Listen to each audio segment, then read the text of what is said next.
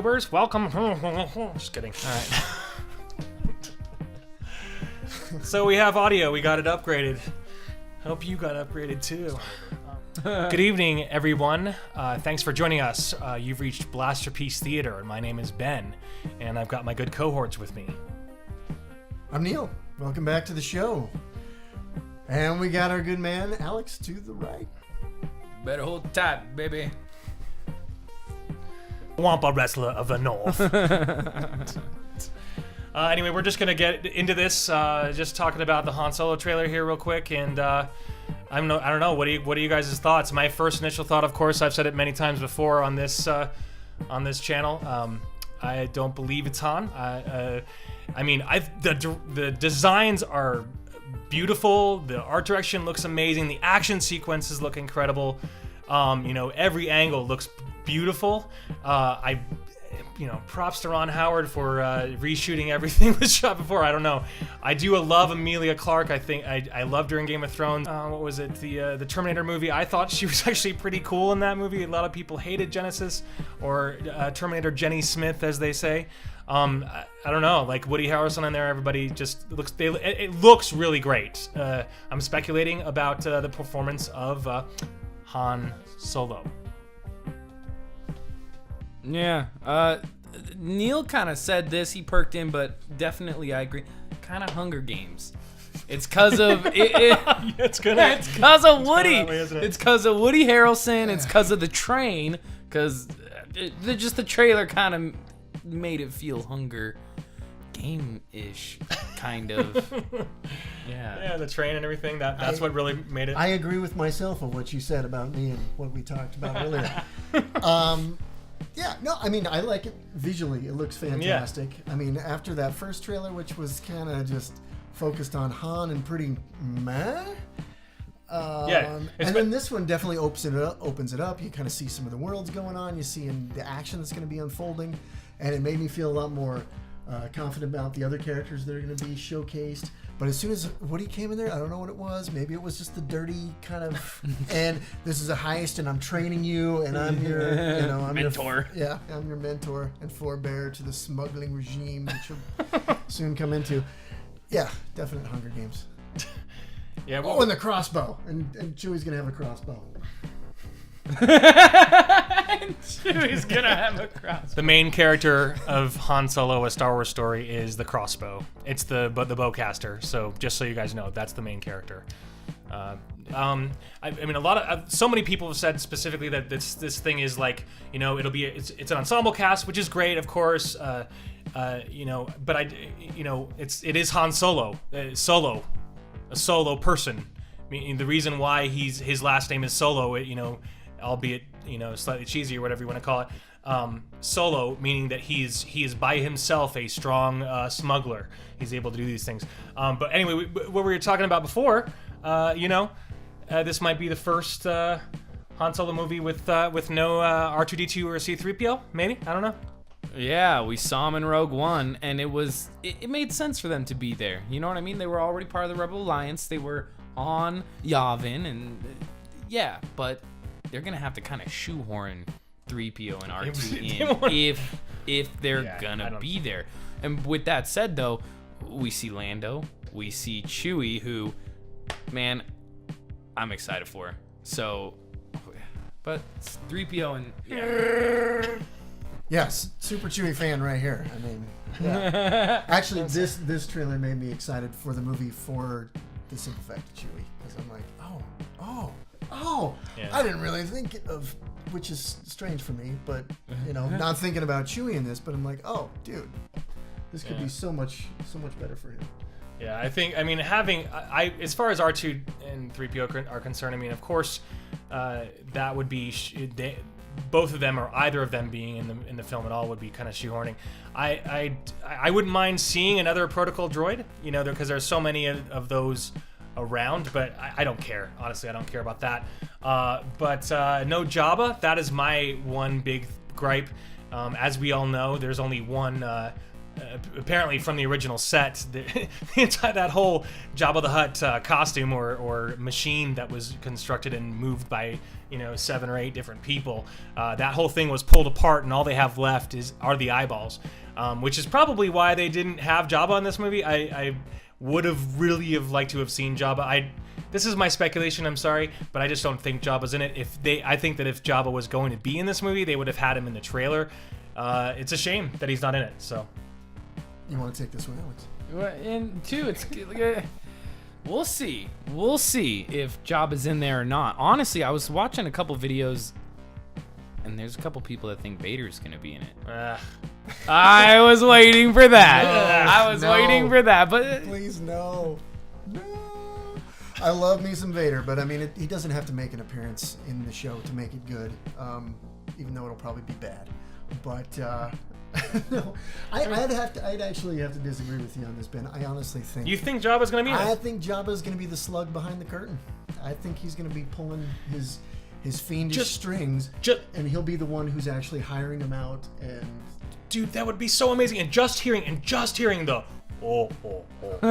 Just that would be so. And just even if you just hear like some bounty hunter coming out of some, from some behind somewhere from the back alley, and you just hear his laugh. Just for a split second. I mean, even that enough. Yeah. And the fact that we may actually get to see like Chewie rip some people's arms off.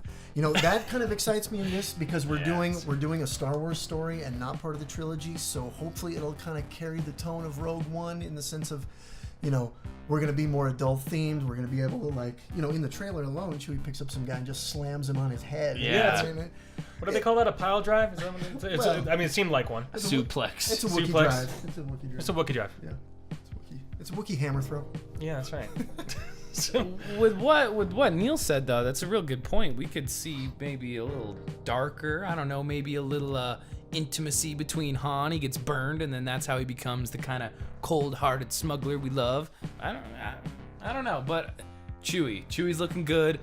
Still not sold with Han, but what about What about changing punch it to push it? What do you think about that? I was gonna wait, but did you guys see that? I was gonna be one of my last points, but okay, sorry, jumped ahead. Dang it. I cannot stand that. It's like what they did in The Force Awakens. There's still light in him. I know it should have been good. See, I was gonna say good because that's what it should have been.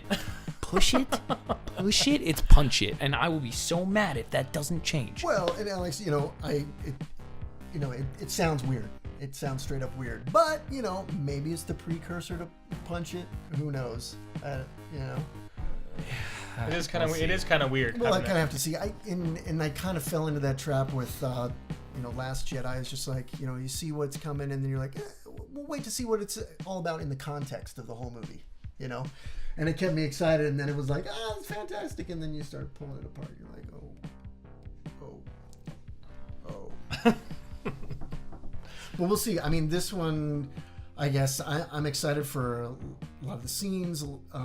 It looks amazing. It looks amazing. Yeah, it really does. And it's funny because I'm excited for everything except the main characters that I'm seeing. That's Like I said before, I mean, there's a reason why they named him Han Solo. I know it is what it is, but yeah, I mean, I'm sure it'll be fine. Like I said before, like I'm sure, yeah, I don't know. I'm still have speculation, and I still might boycott. Do you think we'll see some? Whoop. Oh yeah. You got another point? The voices, like, I know what you're saying about like the main characters not being sold on it, and they're supposed to be younger. Maybe their voice is not so deep, but I just hope they get the inflections right, the feel. I hope they did their homework. Yeah. Well, and it's kind of like seeing Ewan McGregor playing Obi-Wan for the first time. Yeah. And I wasn't so sure, but he's so young in that. But he obviously had 3 movies, rather than this a Star Wars story to kind of build on it. Mm-hmm. But he did such a great job, dude, of studying Alec Guinness and getting down his mannerisms. Well, how many retakes did they do? So how many times has he done Han? How many times has this actor done Han now with all these retakes and all these reshoots? And it's like, I'm hoping it's good. Dude, you had a lot of practice. Yeah, I feel like I've said before, I feel for the guy. I feel it's like, you want to play Han Solo? Yes. And then he gets into the situation. He's probably like, oh, I can't believe I got myself into this mess. Oh my gosh. Bad feeling about this kid. I don't know about this character. Seriously, it's like I got a bad feeling about Star Wars fandom.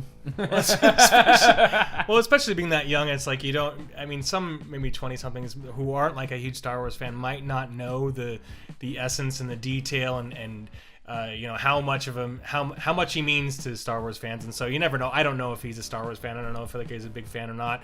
But it is to be. Can you imagine? Of course not. But it's just one of those things where it would be interesting to find out his whole. I mean, how he ends up getting there.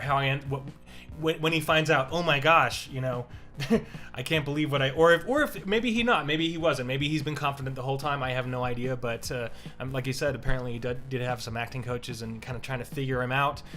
They're going with a different kind of Han Solo, which is fine. But I don't know. I'm sure it'll be what it is. I'm still seeing it opening night. And the bet is still on. Ben said he's not going to. I mean, I'm more leaning. I am leaning more towards about 60% or maybe even 70% going to boycott. It is what it is. I mean, it's like, come on, man. There's a reason why so many people said, oh, it's like crazy, like the Blu-ray sales that are happening with Last Jedi right now, especially.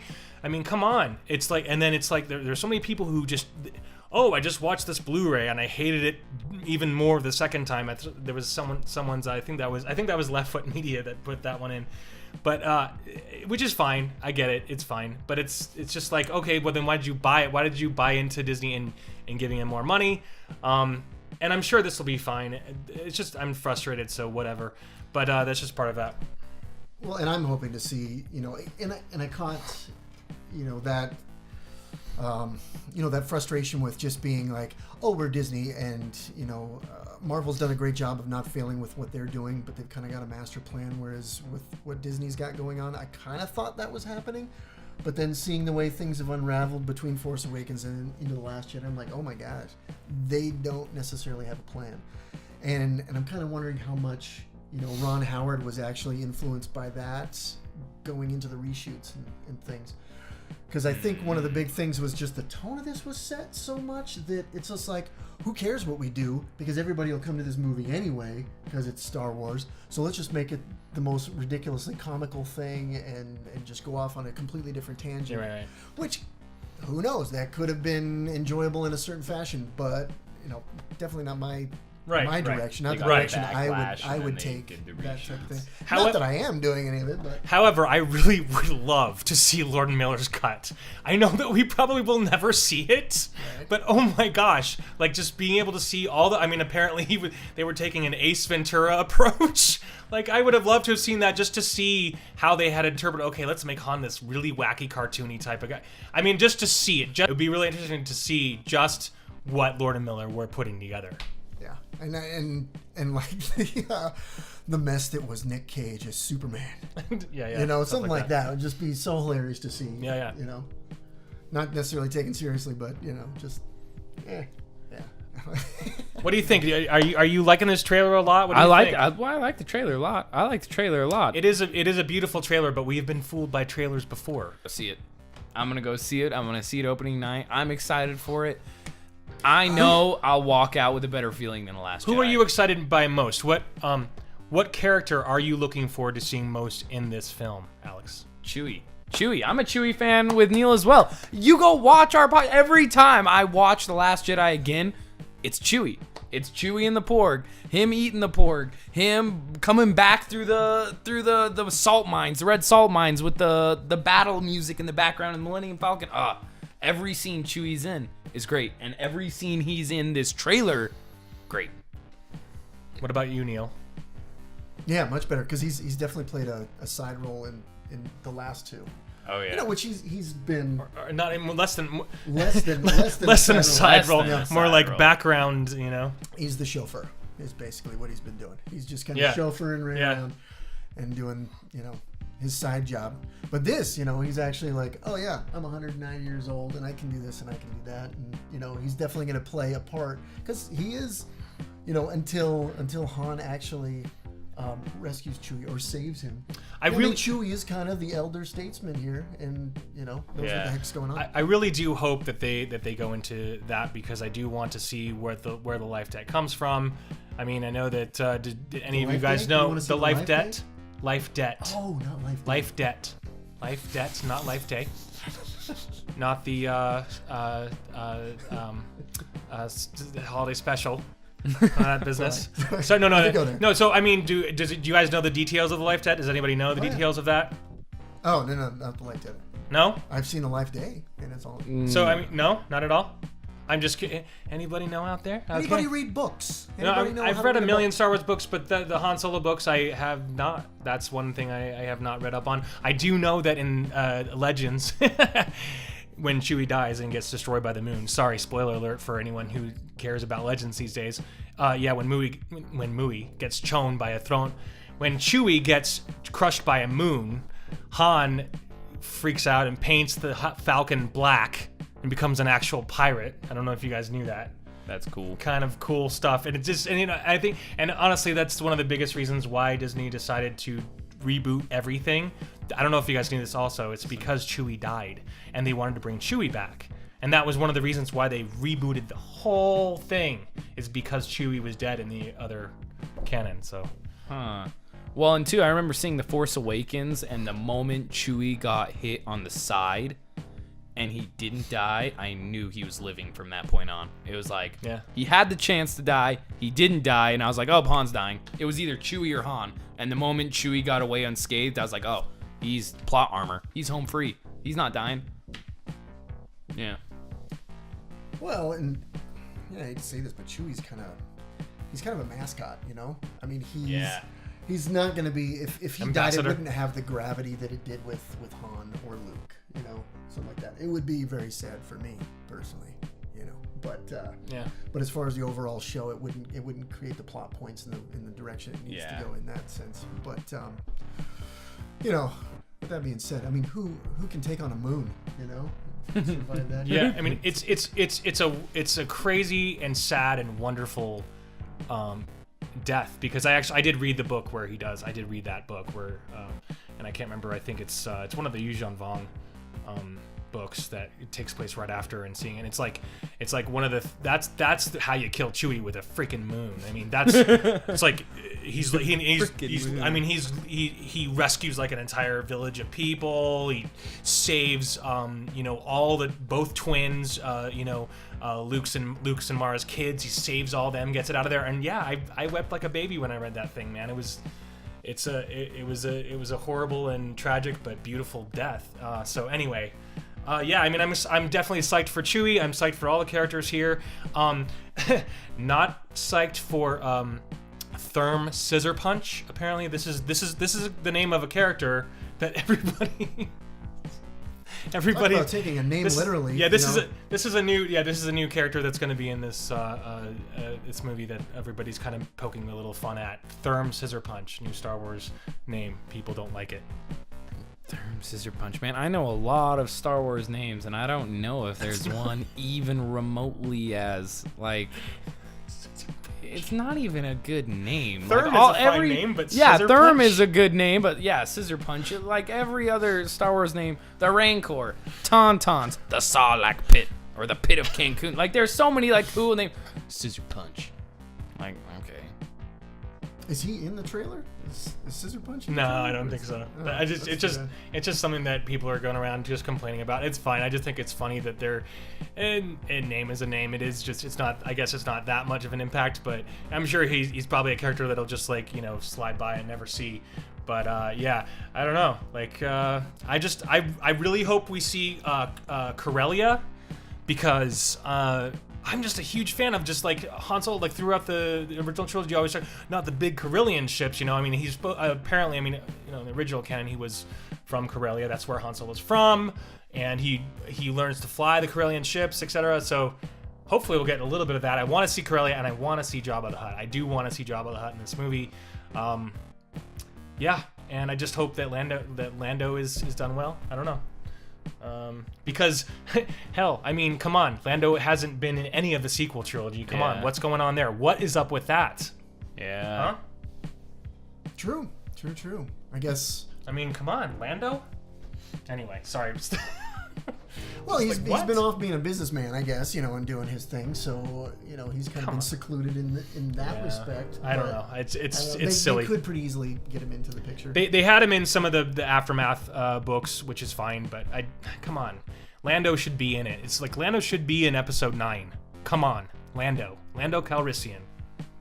Right? Because, dude, he takes on the Death Star. Him and Biggs blow it up. Yes. Like. Wedge Antilles, not. Yeah, well, I'm thinking of and Neem Nub. Yep. Nim Num. Yeah. Nim Num. Num Nubs. Oh man, yeah, you're right. I guess I hadn't thought of that too much. Come on, Lando. I mean, he actually redeems himself and comes back to help out in a big way.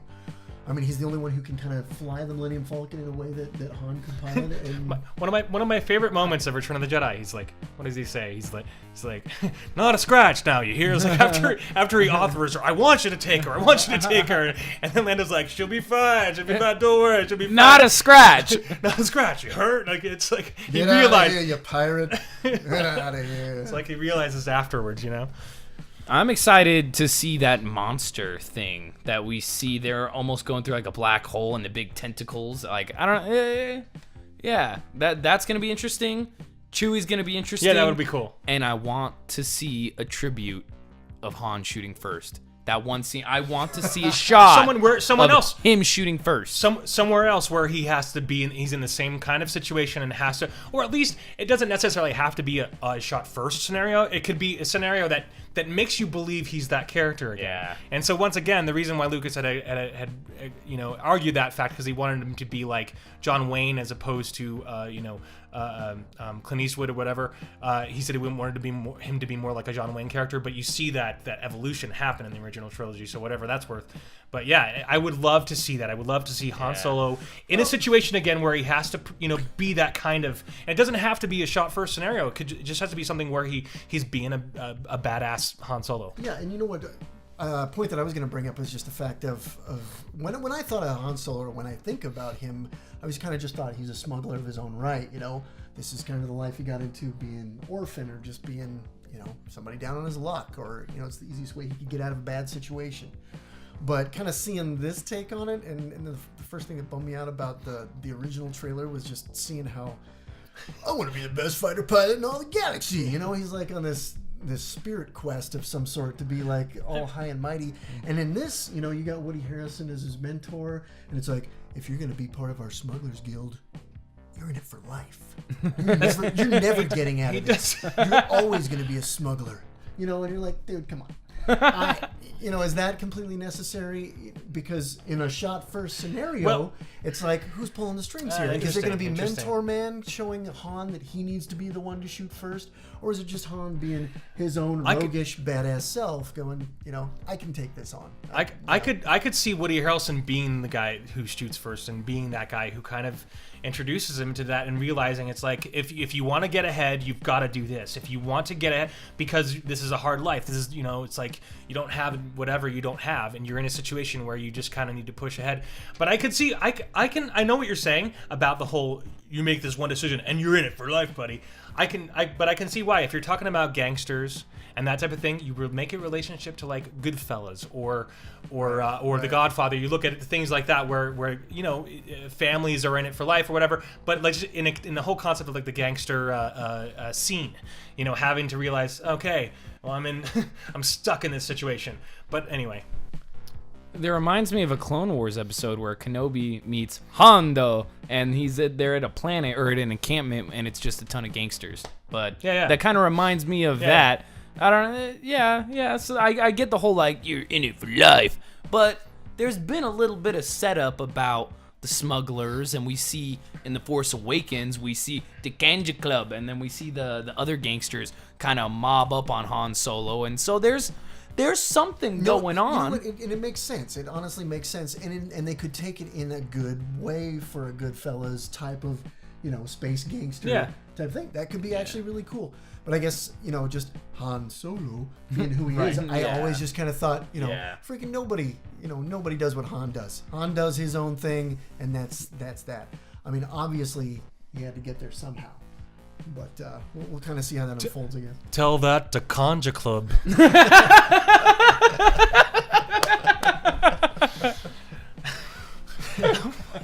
What? Wouldn't it be? I didn't make a deal with Conja Club. You guys will have your money. So that would actually be really cool to see Conja Club. Like, that would be cool. But of course, they're not going to be in this. But it would be cool to see it for a second, or maybe even just mentioning Conja Club would be cool. But seriously, okay. Everything else aside, you guys, I know that in accordance with what previously the plans was to have a Han Solo movie and a Boba Fett movie, and they were going to be contemporary of one another. I don't know if anybody knows this. And then they were going to have 2 scenes that locked together, so that you would have literally, it's like Pulp Fiction. You'd see the same scene in 2 different movies, but from 2 different perspectives. And so that's kind of what the original plan for that was. Interesting. And that's, of course, we have no idea if that Boba Fett movie is happening. Probably not. Which is sad, which would have been really cool to see that. It was like, oh my gosh, it's that scene from blah, blah, blah.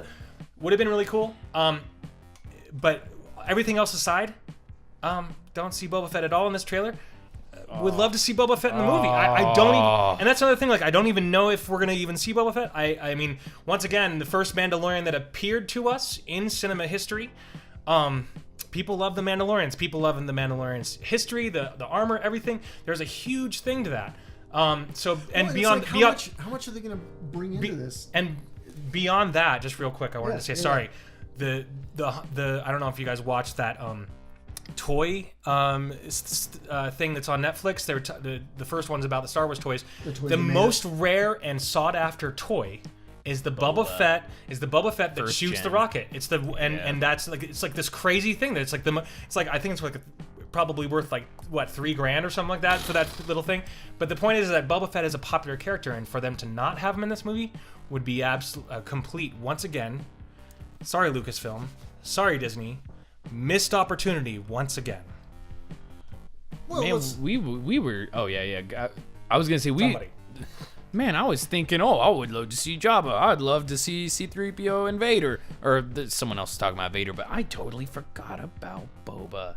He's not even in any of these trailers, so it's which is fine if they have him as this like surprise thing, like you guys were saying with Jabba. Yeah, but I don't think they would put that kind of a spoiler in the trailer, which I'm so glad for. I don't want to see the only shot of Boba or the only little bit of screen time of Boba on the trailer and of Jabba. Like, I want that at the end, like how Vader with Rogue One. But we knew it was coming. But But I want to see Han Solo and Boba Fett being friends, or at least being co-workers. I don't know, or being civil. That's the whole thing. It's like it would have a really cool dynamic because in Empire he's like, bring Solo to me type of thing. And this anyway, it would kind of build more on that relationship that they have. But well, and I guess it comes down to the fact is how much can they actually do in this one movie, I mean, because are we doing like a gangster flick, or is this going to be just a heist, where they're going to focus on one particular,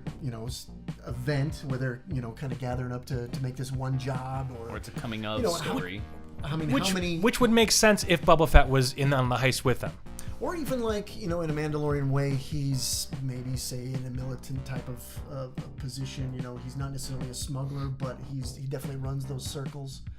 They run into each other. Maybe they're not on opposing sides necessarily, but they're not also, they also don't have the same goals and the same ends. To a particular situation. But it would be cool to see him, or like even run into a person that maybe looks.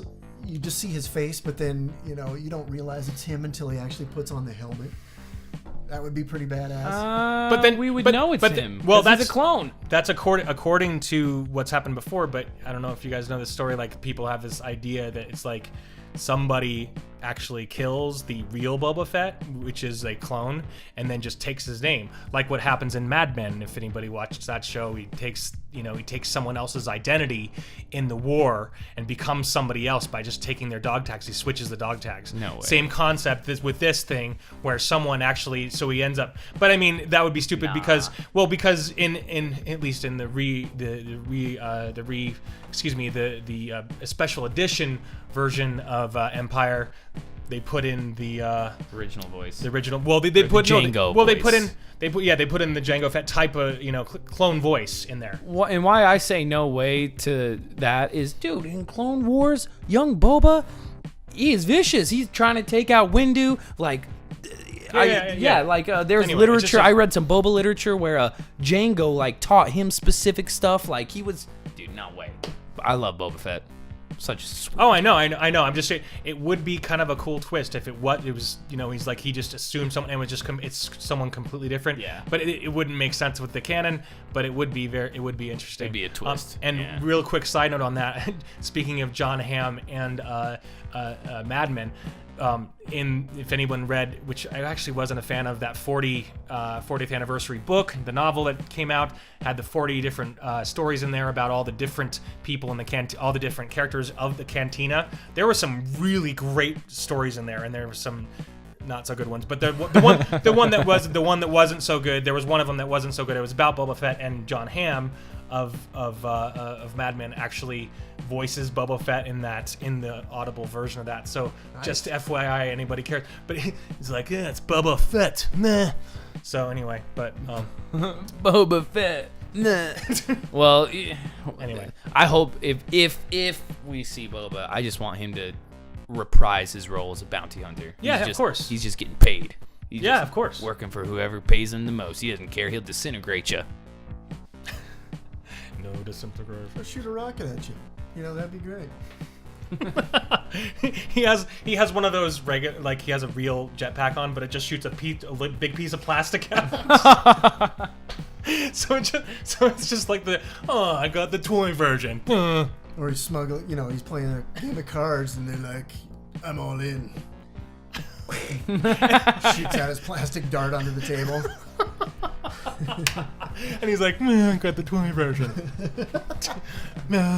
Okay, so should we comment on the yeah. So go ahead. No, what were you gonna say? Well, I was thinking of the spice, the smuggling, the yes. Let's talk about that. Let's talk about that. So the next big thing we were gonna talk about really quick was Ronnie Ava. If you're watching this, you're a badass, bro, brother, whatever. Anyway.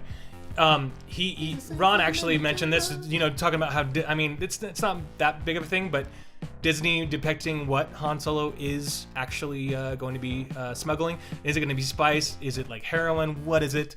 Yeah, is it space monkeys? Is it who knows? Wookiee children? In one of the canon comics, Luke and Han end up with a bunch of nerfs in the Falcon. I don't know if it's kind of weird, which are kind of space cows. That's what I was gonna say. So what nerf herder. Nerf? That's what they call nerf herders. That's where that whole thing came from. So they have Luke and Han just end up with it somehow. I can't remember exactly, but they end up rounding a bunch of nerfs, which is a space cow. In the Falcon, they have a bunch of cows in there. So. Anyway. You nerf herder. Yeah. God, that's like the best. It was scruffy looking. But we do see a young Wookiee in the trailer. There's one clip of Chewie hugging a young Wookiee. Or at least it looks like a young Wookiee. Or a dude with long shaggy hair like mine. But either way, like, be interesting to see like a youngling, like a young Wookiee, or maybe like Chewie's son. Maybe Han saves Chewie's son. And there's the life debt. Yeah. Could be. I was kind of thinking as soon as I saw that, because I recognize it as a second Wookiee or a younger one. Yeah. Adolescent. That would be cool. Perhaps. Yeah. Then maybe that would be really some cool. Kashyyyk or something like that. Oh. I would give anything to see Kashyyyk again. I think we've only seen it in Revenge of the Sith. Am I correct? That's the only film we've seen it in. Well, I think it was briefly in. Maybe it may have been in the Clone Wars, but as far as canon material is concerned, I think we've only seen it in Revenge of the Sith. Yeah, as far as the battle scenes where Yoda's there. Yeah, it was great. He's kind of leading the forces. But I would on the beach. But I would love to see Kashyyyk. And there's some great things that happen in the I think it actually is Life Debt. Wookiees are able to like spring really high off the trees and just bounce around and do all these crazy things on these giant trees that are like, I think like a mile and not a mile, like a half mile in circumference, but just huge trees, and that's always what it's been. So, but anyway, that's interesting. Well, if you think about it, if they can rip people's arms out of their sockets, yeah, it's strong. They're gonna be strong. Well, and two, in Revenge of the Sith, there's like multiple scenes of Wookiees like jumping out of the water and jumping from the air out of their gliders, like they're all over the place. So, yeah. Well, and I definitely like as much crap as I can talk on Last Jedi, the look of Star Wars and the things that they're being able to do in actual, without green screen, right? On full, right. Studio or location scenes. Practical effects. Yep, and the sweet practical effects are just getting better, and that's something that gave me a little bit of hope with watching the second trailer. It was like, all right, man, maybe I'm not connected to Han, maybe I'm not connected with Lando yet, but at least it's feeling more like Hunger Games, which it should be. and not just that. I know everybody always uses that term, practical effects. There is, I guarantee you, there's like a billion more CGI things in this than practical effects. So just for whatever that's worth, the CG, it's both of those things. And I just want to just reiterate that. And this is from people I've talked to that are in the industry, working with green screen. Green screen has gotten so much better now that it looks real. These things look real, and there are points where you can't tell. So that's where we are. We're at a crossroads, and this is a situation in technological advances. It's pretty amazing. It's pretty unbelievable. Well, and I think I just kind of mean like. I wasn't trying to say but go ahead. Oh, I know what you're trying to do. I know how you try. When I came in, definitely there's the CGI, but there's the kind of like the Lord of the Rings type of CGI where you see this vast open space, and you're like, oh yeah, that's total CG, but. I was okay with it there because it's fantasy land. It's something I can basically let myself just let go and get into. With this, it's getting so good where sometimes you can't tell what's practical and what's not. But the big thing that I do enjoy is just the way they're using the spaces. The way the action plays out. It just seems a lot more natural. Yeah, of course. More organic. Yeah. Just the way they pull things together. Yeah. I compared to kind of like the prequels, like where you first saw Phantom Menace. All right, Alex, you got me. Well, no. Yeah. So we're just gonna quickly sum this up. Thanks for hanging out with us, everybody. Appreciate it. Appreciate all of you. And this is Blasterpiece Theater. And my name is Ben, and we're gonna go around the room here and really quick just go over the two things that we want to see. First of all, what planet do you want to see? And what character do you want to see? Dude, I want to see Boba Fett. I want to see Boba Fett now that we've talked about Boba Fett. And what planet I want to see is Tatooine. Yes. I want to go back to Tatooine. Why? Why does everybody want to go back to freaking Tatooine? It's sandy and it gets everywhere. It's in my sheath. Can't pull out my saber sometimes. No, I would like to see. I want to see Jabba. I want to see Jabba behind the scenes, like a grandmaster or something, like a little bit of a twist, where you see in this. I don't want to spoil any spoilers that I know what's going to happen, but like Jabba's behind Woody Harrelson's mentor character the whole time, and he's warning Han about being betrayed, and he's actually the betrayer. He's the first and foremost. That would be really. You heard it first. Yep, and gets Han stuck in this smuggler's kind of situation that he can't get out of. I would like to see Jabba. That's what I'd like to see. As far as planets go, man, I don't care about Tatooine so much in this particular scenario. I think I would like to see Coruscant. Or Corellia is what I'd like to see. Or if we're going to see Boba, it would be cool to see Mandalore. Yeah. That's 3. So I would, of course, as I said before, I want to see Corellia. It would make sense if we saw Tatooine. From the looks of the trailer, it doesn't look like we're going to see Tatooine. That's pretty sandy. But it is one of those things where it's like, Mos Eisley was kind of a big hub for all these gangsters. And it would have been really cool. It would be cool to see that. But yeah, of course, I would definitely want to see Boba Fett. But I actually really, more than anyone, I do want to see Jabba. I really don't think we're gonna get it. So I'm gonna say it right now. I do not think that Jabba the Hutt is in this movie, and for the simple reason of the headache of making this movie, how the headache that they went through in making this movie, and how much of a headache it would be to recreate him, because people would want the big puppet back. That's what they would want. They wouldn't want a CGI version. But of I think you're right. I think just the voice would be enough. I know, that's what I'm saying. It would be really sweet to end it like that with, or you know, just climactic moment where you just hear his voice and his laugh would be just awesome. To hear the just to hear that would be great. Or what about Greedo? You think Greedo's gonna pop up in this thing? Greedo would be great. Yeah. What I've been waiting for this for a long time. You know? Oh, because his dialogue with Solo. Yeah, it was great. Yeah, and it has direct impact from the smuggling mission gone wrong. Like, yeah. God, that would be sick. Seeing Greedo would be really cool. And see, that's why it's like, you people may be like, but Tatooine, because I don't know. I've talked to many people like, dude, we never see Tatooine in the new movies. And they're like, why? Well, screw Tatooine. I don't know. There's so much development that's taken place that we've seen on Tatooine. So I'd love to see us going back to Tatooine and just like the beginning of it all. We saw the roots. We see Greedo. We see Mos Eisley Spaceport because we first meet Han and Chewie kicking back like they own the place. Like, yeah. True, and it could be like on the outskirts, but I think the more you show Tatooine, the more it makes it not the Outer Rim territory that it is. You know what I mean?